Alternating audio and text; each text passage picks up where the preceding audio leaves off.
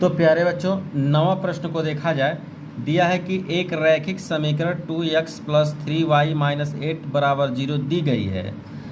दो चरों में एक ऐसी और रैखिक समीकरण लिखिए। आपको अपने पास से एक और रैखिक समीकरण लिखना है। और कैसा लिखना है कि आप ऐसा लिखिए कि प्रतिच्छेद करती रेखाएं हो, ठीक है। यानी a1/a2 is not equal to b1/b2 हो उसमें, और उसके वजह से दूसरा समांतर हो और उसके वजह से संपाती हो। तो चलिए हम लिखते हैं। इसमें बस आपको कुछ नहीं करना है, एग्जाम्पल को लिखना है। तो पहला यहाँ पे दिया क्या है, दी गई रेखा क्या है, 2x है प्लस 3y माइनस 8 बराबर 0, ठीक है। तथा अब देखिए यहाँ पे तथा प्रतिच्छेद करती रेखा, तो ये हमने अपने पास से लिखा x प्लस 3y माइनस 10 बराबर 0। अब हम देख रहे हैं कि 2/1 हो जाएगा, यहाँ पे 3/3 हो जाए, तो ये आपस में बराबर नहीं हो रहा है। तो यह कौन सा नियम लग रहा है, a1/a2 is not equal to b1/b2। बस यही आपको एग्जाम्पल लिखना था, ठीक है। अब चलिए दूसरा प्रश्न को हम देखते हैं। दूसरा कह रहा है कि रेखाएं संपाती हो। यहाँ पे देखिए रेखाएं संपाती हो, तो यहाँ पे आप जान रहे हैं कि यहाँ पे दी गई रेखा देखिए 2x प्लस 3y माइनस 8 बराबर 0 तथा आपको लिखना है यहाँ पे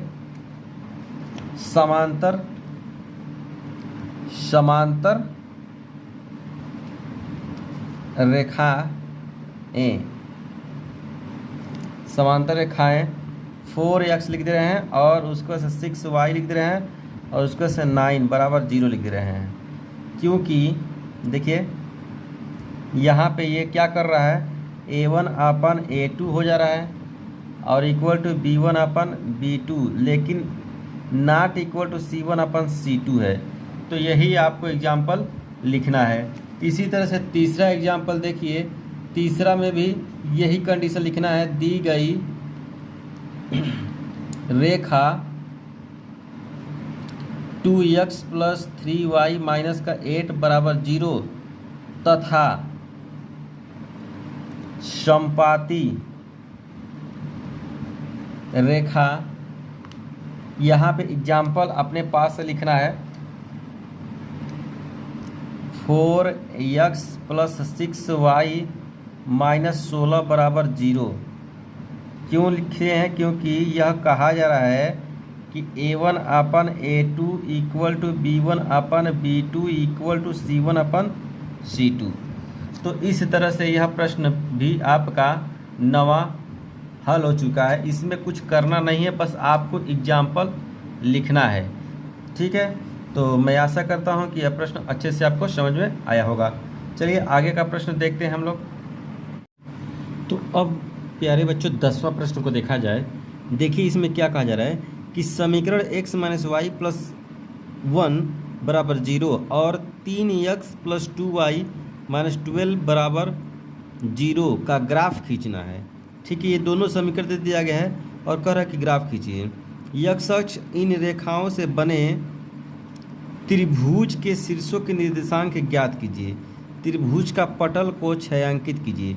यानी जो ग्राफ आप प्लाट करेंगे तो त्रिभुज के आकार का होगा, तो उसको आप छायांकित कर देंगे, ठीक है।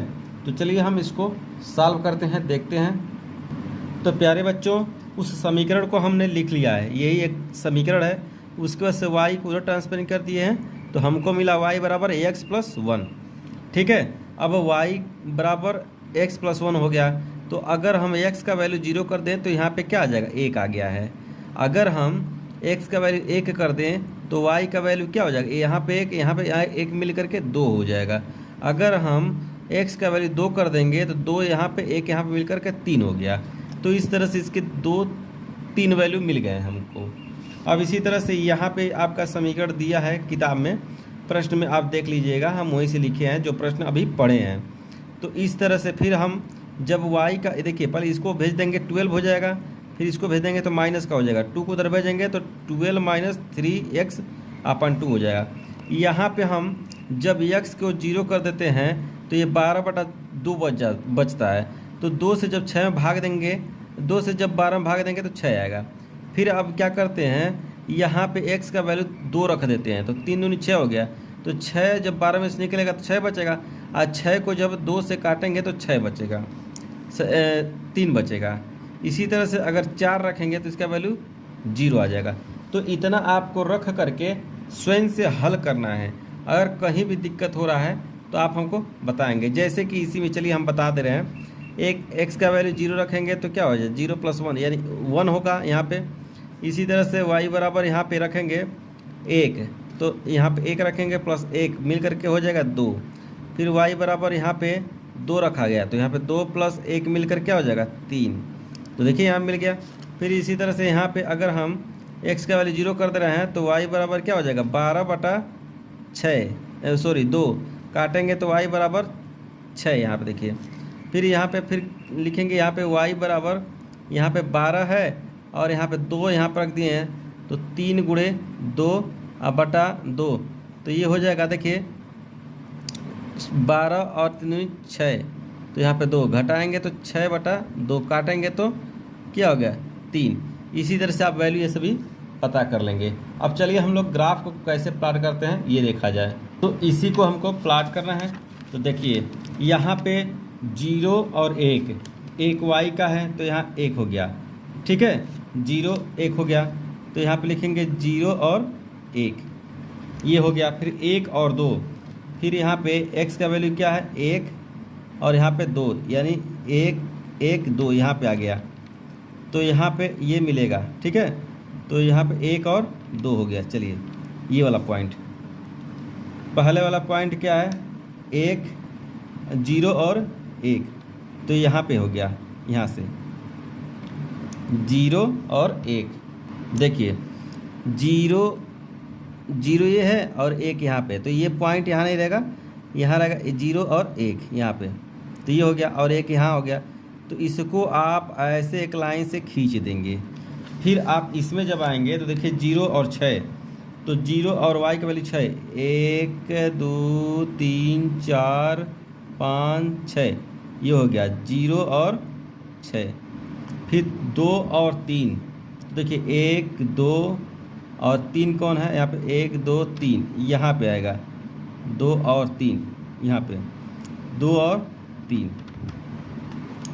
तो अब इसको आप ऐसे खींचेंगे ऐसे तो यहाँ पे हम देख रहे हैं कि त्रिभुज बन रहा है, तो इसको आप ऐसे छायांकित कर देंगे, बस यही आपको करना था। और यहाँ पे 2 और 3 पॉइंट लिखना है, ठीक है। तो यही छायांकित भाग आपको करना था। तो इस तरह से यह प्रश्न आपका हल हो चुका है। प्यारे बच्चों, मैं आशा करता हूँ कि यह प्रश्न आपको अच्छे से समझ में आया होगा। जिस तरह से हम ग्राफ को प्लॉट कर रहे हैं ठीक उसी तरह से आप अपने कॉपी में ग्राफ को प्लॉट करेंगे। तो देखिए 12वां प्रश्न में यहाँ पे ये समीकरण 1 है यहाँ से यहाँ तक, फिर यहाँ से यहाँ तक 2 है। तो समीकरण 1 में हम देख रहे हैं जिसके साथ x का गुणा होता है वो a1 होता है। तो a1 का वैल्यू क्या है यहाँ पे 3 है, और उसको से b1, तो b1 का वैल्यू क्या है 1 है, उसको से c1, तो c1 का वैल्यू क्या है 1 ही है। फिर दूसरे समीकरण में हम देख रहे हैं तो यहाँ a2 लिखेंगे, a2 का वैल्यू जो इसके साथ x का गुणा हुआ है तो है किसका 2k - 1, यानी 2k और माइनस का 1, एक ये हो गया a2। अब यहाँ पे b2 जब निकालेंगे तो y का जिसके साथ गुणा होगा वही होगा b2, तो यहाँ पे k - 1 हो गया, उसका से c2 का वैल्यू है 2k और प्लस का 1। तो ये सभी वैल्यू निकाल करके हम किस में रखेंगे, देखिए इसमें बताया गया होगा कि युग्म का कोई हल नहीं है। जब भी कोई हल नहीं होता है तो हम लिखते हैं a1/a2 = b1/b2 = c1/c2। तो इसी में रख करके अब हमको हल करना है।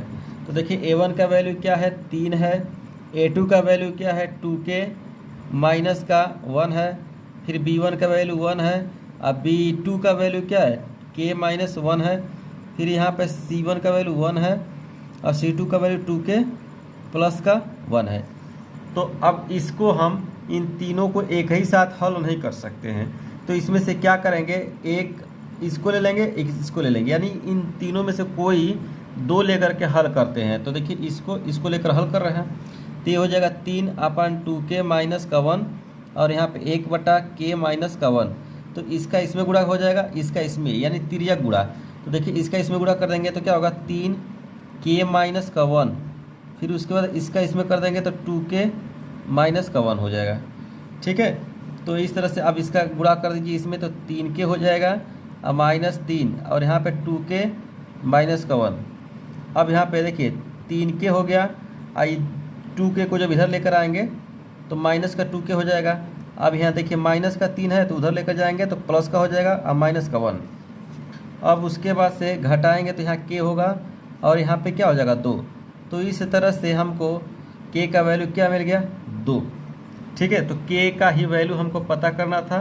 तो यह क्वेश्चन जो है इम्पोर्टेंट है बोर्ड एग्जाम की दृष्टि से, इसको आप लोग अच्छे से नोट कर लीजिएगा और लगा करके चेक कर लीजिएगा। इसी तरह से ये प्रश्न लगेगा।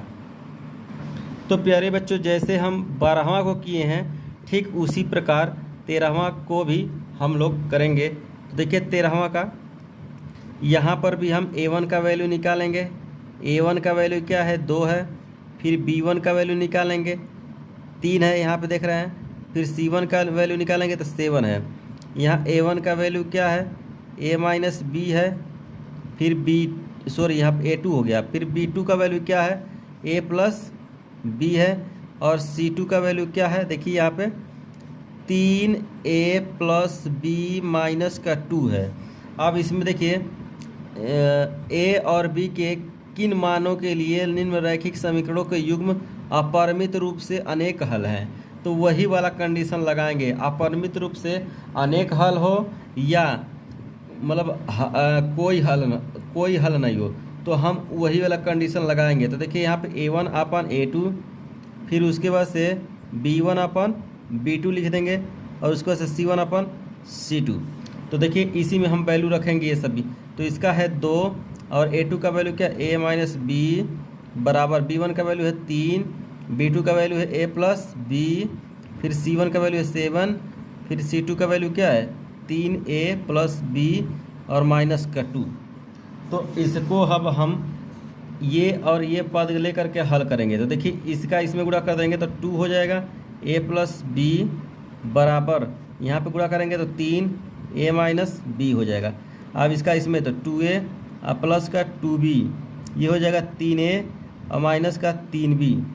ठीक है, अब देखिए a जो है उसको हम एक तरफ ले जाएंगे और b को एक तरफ ले जाएंगे। तो देखिए 2a को उधर लेकर जाएंगे और 3b को इधर लेकर आएंगे। तो यहाँ पे 3b पहले से है और इसको जब लेकर आएंगे तो 3b प्लस का हो जाएगा। और यहाँ पे 3a है और ये प्लस का है, जब उधर जाएगा तो माइनस का 2a हो जाएगा। तो यहाँ पे इसको क्या जोड़ेंगे तो 5b और a हो जाएगा, a बराबर 5b हो गया। ठीक है, तो इस तरह से ये हमको मिला है। और फिर अब इसको और इसको लेकर हल करेंगे।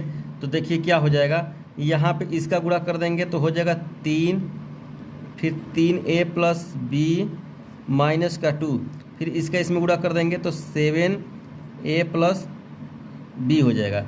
अब इसका इसमें गुणा कर दीजिए तो 3 3 के 9a, फिर यहाँ पे प्लस 3b, फिर 3 दूनी 6 और यहाँ हो जाएगा 7a और 7b। इसमें भी वही कंडीशन अप्लाई करेंगे, जो मतलब a को एक तरफ b को एक तरफ। तो यहाँ पे 9a है और यहाँ पे 7a इधर लेकर आएंगे तो माइनस का हो जाएगा इसको। फिर उसके बाद से यहाँ पे 7b है और इसको जब हम उधर लेकर जाएंगे तो 3b माइनस का हो जाएगा और इसको लेकर जाएंगे तो प्लस का 6 हो जाएगा। अब इसमें से घटाएंगे तो 2a हो जाएगा। ठीक है, और उसके बाद से इसमें से घटाएंगे तो 4b हो जाएगा और प्लस का 6 हो जाएगा। अब ध्यान दीजिए, हम 2 से दोनों पक्षों में भाग देने पर, तो इसमें 2 से भाग देंगे, इसमें 2 से भाग देंगे, इसमें 2 से भाग, तो a बराबर क्या हो जाएगा, यहाँ इससे कट जाएगा, यहाँ पे 2b मिलेगा और प्लस का 3 मिलेगा। तो यहाँ पे देखिए ये दोनों हमको मिल गए। अब इन्हीं दोनों को हमको हल करके ए और बी का वैल्यू निकाल लेना है। तो देखिए ए के जगह पे हम क्या रखेंगे, इतना रखेंगे। तो यहाँ पे 5b बराबर ए का वैल्यू क्या है 2b प्लस का 3। तो इसको इधर लेकर आएंगे तो 5b में से घटा देंगे 2b बराबर 3। ठीक है, घटाएंगे तो 3b बराबर 3 हो जाएगा यहाँ पे। ठीक है, तो ये जब 3 को उधर भेजेंगे तो b बराबर 3/3 हो जाएगा। काटेंगे तो वैल्यू 1 हो जाएगा, यानी b का मान क्या होगा 1 आ गया। अब a का वैल्यू निकालने के लिए क्या करेंगे, इसी समीकरण में हम रख देंगे। तो यहाँ a बराबर हो जाएगा 2, अब b का वैल्यू 1 प्लस का 3, a बराबर क्या हो जाएगा 3 2 5। तो इस तरह से ये वैल्यू आपका निकल गया। ठीक है, तो प्यारे बच्चों इस तरह से यह प्रश्नावली आपका समाप्त हो चुका है। अब हम जो है आगे का प्रश्नावली स्टार्ट करेंगे। ठीक है, हमारा पढ़ाई हुआ कैसा लग रहा है आप कमेंट के माध्यम से हमको बताइए। ठीक है, thank you for watching this video.